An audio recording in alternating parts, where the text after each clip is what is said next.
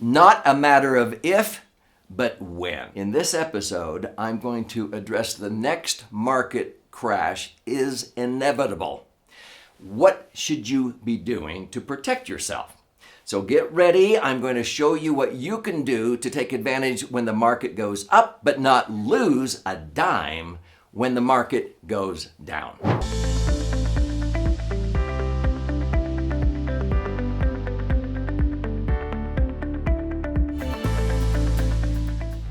So my name's Doug Andrew, and I've been a financial strategist and a retirement planning specialist now for 48 years. And I've helped many people prepare for a comfortable retirement so that they will not outlive their money.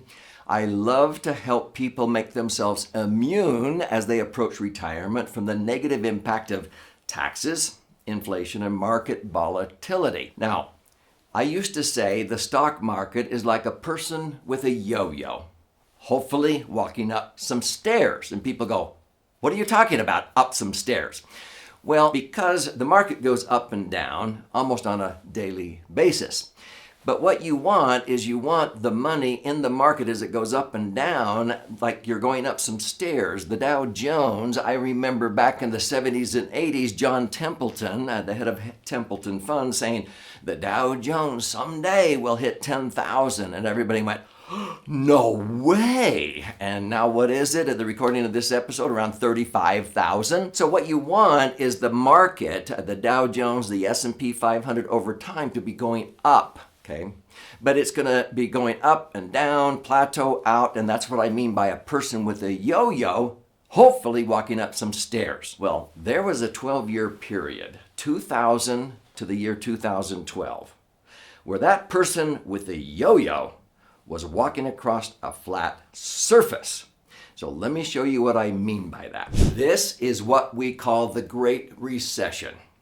From 2000 to 2012, that person with a yo-yo was walking across a flat surface because the Dow Jones, the S&P, whatever index you're looking at as a measurement of the market, was basically where it was in 2012, where it was clear back in the year 2000. In other words, the person was walking with a yo-yo. The market went up and down pretty violently. It was basically where it was at in 2000, 12 years later in 2012. Now, many people following the strategies that I'm going to explain here ended up doubling or tripling their money during that time period instead of just coming back to break even. So we call this the Great Recession. And many times as I teach, I ask my audiences, are you feeling anxious like the Great Recession because of market volatility? Because it's not a matter of if the market's going to crash again.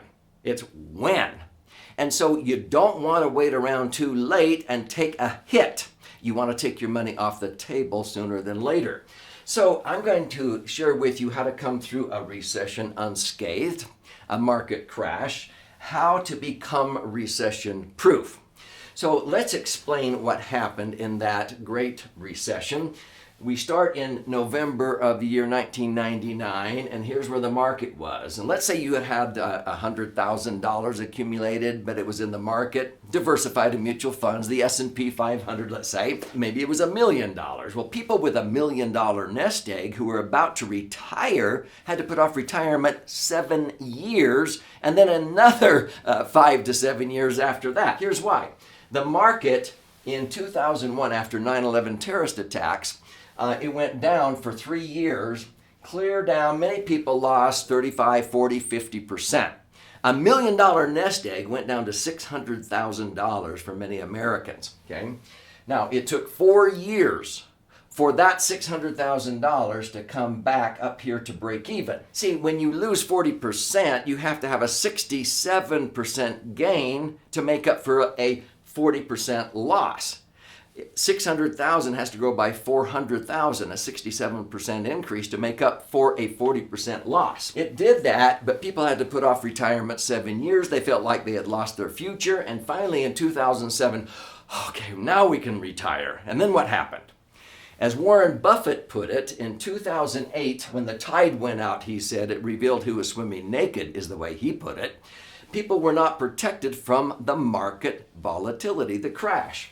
And so what ended up happening as people came out of here, they were not protected, and many of them lost 30, 40, 50% again for a second time in that decade. And it took 4 years to come back.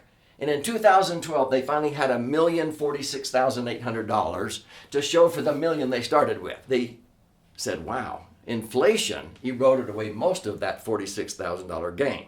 Now, if you do the math, that's only 1/3 of 1% interest compounded annually during that 12-year period. That's pretty pathetic, having your money in the market. That's not good for retirees. And so instead of having the market go down like this, one of my favorite strategies is called indexing.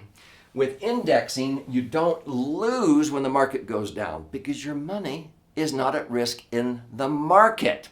Your money is safely tucked in a large multi-billion-dollar insurance institution, and they're paying you 4, 5, 6%, whatever their general account portfolio rate is. But if you link to an index, they'll take the interest on your money and they'll buy upside options, which basically means they'll have the wherewithal to pay you money when the market goes up. But if the market goes down, your million is still there.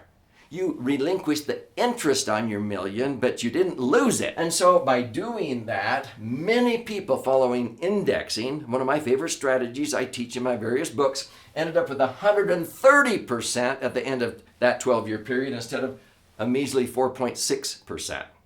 Is this interesting you? Now, if this is, I would recommend you subscribe to this 3-Dimensional Wealth YouTube channel. It's free. And here's why. I post an in-depth answer to a financial question like this almost on a daily basis. I want you to click the bell so you'll be notified when I do. But I have over 500 educational videos about how to optimize assets and minimize taxes, but protect yourself from market volatility. And I don't want you to miss out. And stay with me to the end of this episode because I'm going to gift you a free copy of my most recent best-selling book that explains in depth what I'm talking about, indexing. And I don't want you to miss out. Okay, let's go back to this. If we were to retroactively go back to 1975, the year after I started in 1974, and if you had your money in the market, in the S&P, it would be here in the red, and you had some great growth periods like the 90s, but then this is what happened in that period that I talked about.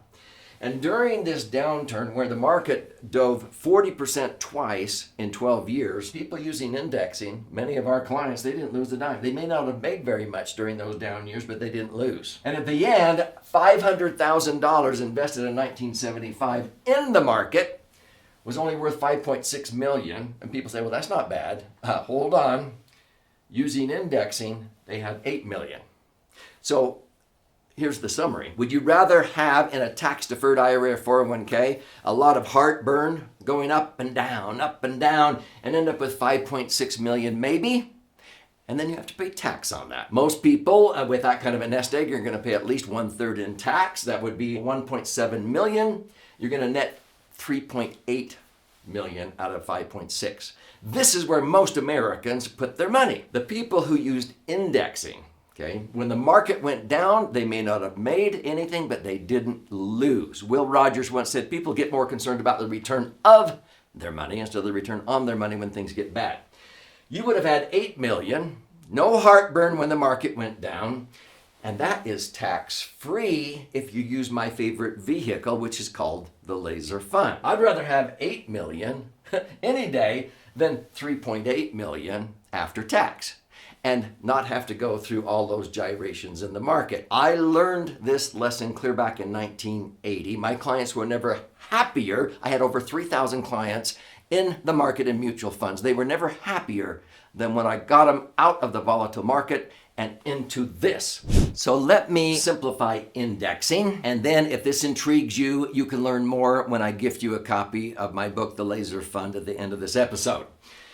As I said, if you had $1 million of cash value in a laser fund and the insurance institution is crediting you 4% interest, anytime you want, you can just accept the 4%. That would be $40,000 in a year on $1 million nest egg. But if you want, you can tell them to take the $40,000 of interest, and instead of paying you that interest, you can let them have that for an options budget. That allows them to buy upside options in the S&P or the Dow Jones, whatever you choose. You can diversify, and they can credit you 8%, 12%, up to a cap. Sometimes there is no cap. Many clients this year, okay, I'm talking and recording this in 2021, locked in gains of 61.33%.